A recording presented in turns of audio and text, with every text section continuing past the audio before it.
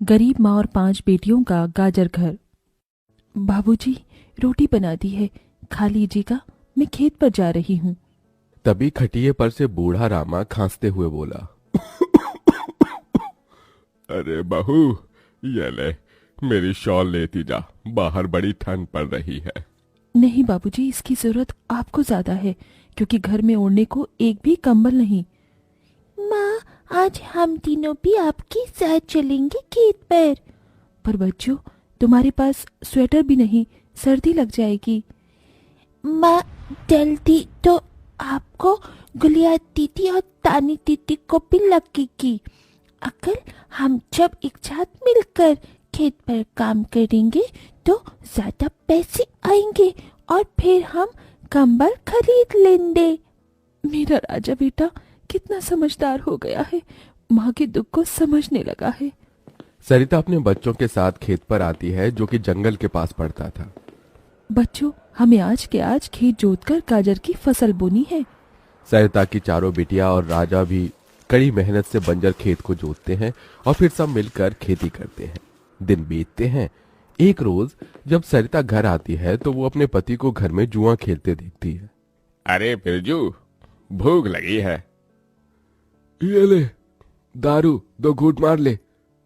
अरे खाली दारू, इसके साथ कुछ चखना मिल जाता तो मजा आ जाता। अरे देख बिरजू, तेरी लुगाई आ गई। बिरजू को घर में जुआ खेलते देखकर सरिता बौखला कर बोली, अजी, तुमको शर्म नहीं आती? घर में जुआ खेलते और दारूबाजी करते। तो फिर बोली, अरे जानती नहीं, पति परमेश्वर होता है और पत्नी की जगह पति के पैरों में होती है। चल जल्दी से मेरे लिए अंडा ऑमलेट बना और गरम रोटी भी। तुम्हें अब मुफ्त का खिलाने को राशन नहीं मेरे पास। 6 बच्चे हो गए हैं, जानती भी हो इन सब का पेट कितनी मुश्किल से पाल रही हूँ मैं। तुम्हें तो जिम्मेदारी से मतलब ही नहीं। घर में बूढ़ा बीमार पिता है, तुम तो कमाने गए थे ना, फिर क्या हुआ? आते ही पैसे मांगने लगी। पति ने खाया पिया कि नहीं ये तेरा बाप पूछेगा। नशे में तो बिरजू सरिता से अकड़ते हुए अपनी चमड़ी की चप्पल निकालकर उसे बहुत पीटता है। ये ले, और लड़ाएगी जबान। मैं कमाता नहीं तो क्या इस घर में मेरी इज्जत नहीं होगी? ये ले। बचाओ, ओह बचाओ, माँ को मत मारो पिताजी। तभी लड़खड़ाते हुए बिछौने से उठकर बूढ़ा रामा कहता है, अरे निकम्मे, छोड़ दे बहू को, निकल जा इस घर से तू, और फिर कभी शक्ल मत दिखाना। अरे ये मेरा घर है, मैंने बनाया है इसे। बिरजू चला जाता है। तभी रामा रोते हुए बोलता है, अरे जाने कैसे उड़ाऊं बेटे को जन्म दे दिया है मैंने। मेरे हाथों भारी गलती हो गई जो इसे तेरी शादी कराई। बहू माफ कर दे मुझे। पर उस 5 बेटियों की गरीब माँ का दुख इतना ही नहीं था कि एकदम से जोरदार तूफान उठा और झोपड़ी की छत हवा के झोंके से उखड़ कर गिर गई। हे भगवान, इतना भयंकर तूफान!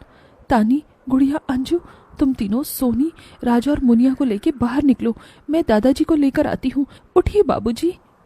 नहीं बहू, तू जा, मेरा समय आ गया है। तुझे उन 5 बच्चियों की सौगंध, तेरे बाद उन्हें देखने वाला कोई नहीं। जा बहू, जा। सरिता के बाहर निकलते ही पूरी झोपड़ी गिर जाती है। सरिता छाती पीट पीट कर रोने लगती है। बाबूजी। अरे कैसा निर्दयी है रे तू ऊपर वाले! क्या मिला आखिर, क्या मिला तुझे मेरा घर उजाड़ कर?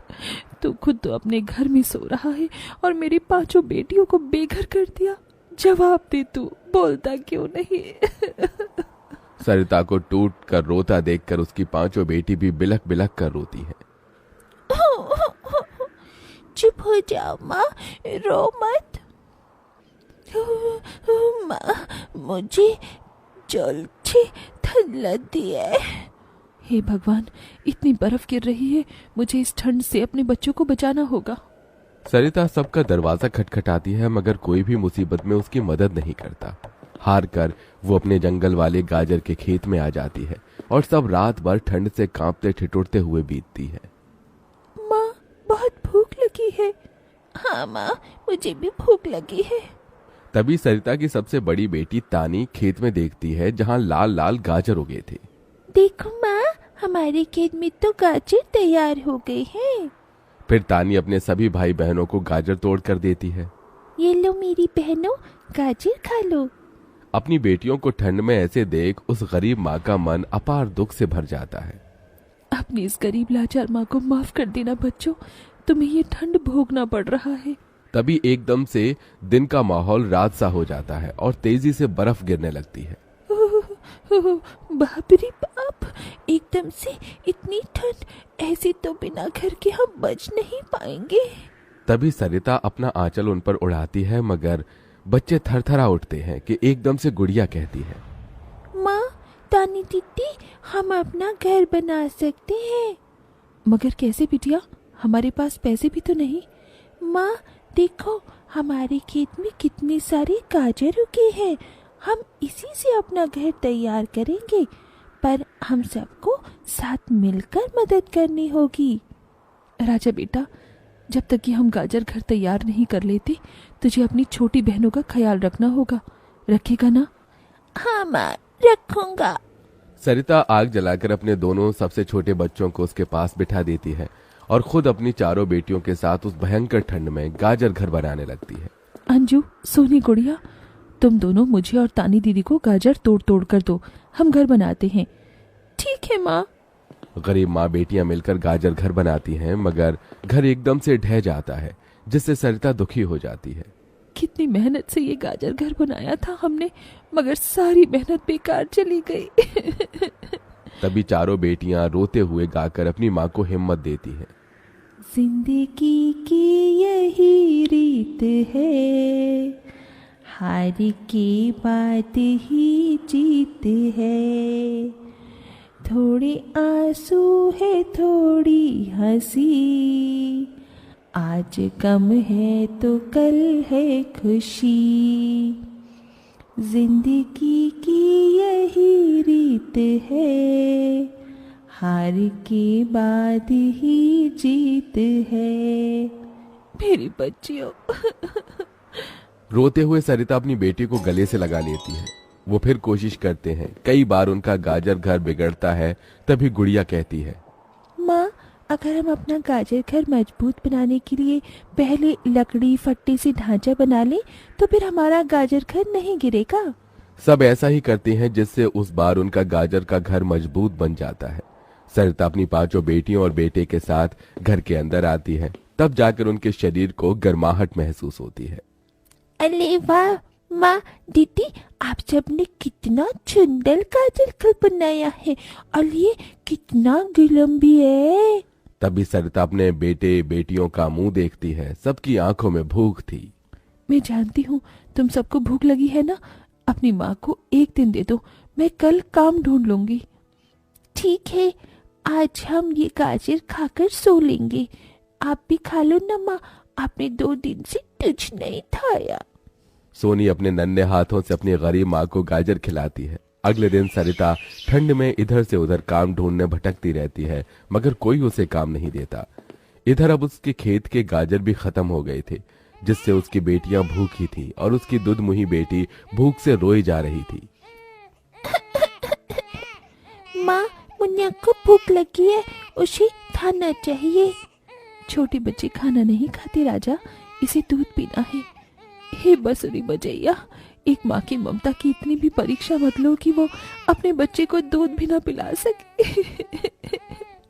तभी सरिता को द्वार पर एक गाय के रंभाने की आवाज सुनाई दी। माँ, लगता है बाहर गाय आई है। सरिता अपनी बेटियों के साथ बाहर आकर देखती है तो गाय के थन से दूध की धारा बहे जा रही थी। इस गाय के थन में कितना दूध गिर रहा है। सरिता गाय का गर्म दूध अपनी बेटी को पिलाती है। तभी गाय उसके खेत में जाकर गोबर कर देती है, जिससे एकदम से जादू होता है और खेत लाल चमकदार गाजर से भर जाता है। माँ, ये तो कोई जादुई गाय लगती है। देखो, हमारे खेत में कितने गाजर उगाए। हाँ गुड़िया, मैं जादुई गाय हूँ। मुझे वरदान प्राप्त है। जिस भी बंजर खेत में मैं गोबर करूंगी, वो फसल से भर जाएगी। मैं इससे पहले भी तुम्हारे खेत में आई थी। इसका मतलब गौ माता, आपकी वजह से उस वक्त भी मुझ गरीब के बंजर खेत में गाजर उगी थी। आपका कोटि कोटि धन्यवाद गौ माता। माँ, तुम काम ढूंढ रही थी ना, अब मैं ढूंढना। तुम तो कितना अच्छा गाजर का हलवा बनाती हो, और गाय के दूध से खोया, घी, दूध सब बनता है। तुम हलवा बनाकर बेचो। सरिता उस गाय के दूध से घी खोया तैयार कर लेती है और गाजर का हलवा बनाकर बेचने लगती है, जो कि लोगों को खाने में स्वादिष्ट लगता है। उसकी अच्छी कमाई होती है, जिससे उसकी आर्थिक स्थिति ठीक हो जाती है और वो गाय उसके गाजर घर के बाहर बंधी खेत के गाजर और घर दोनों की पहरेदारी दिया करती।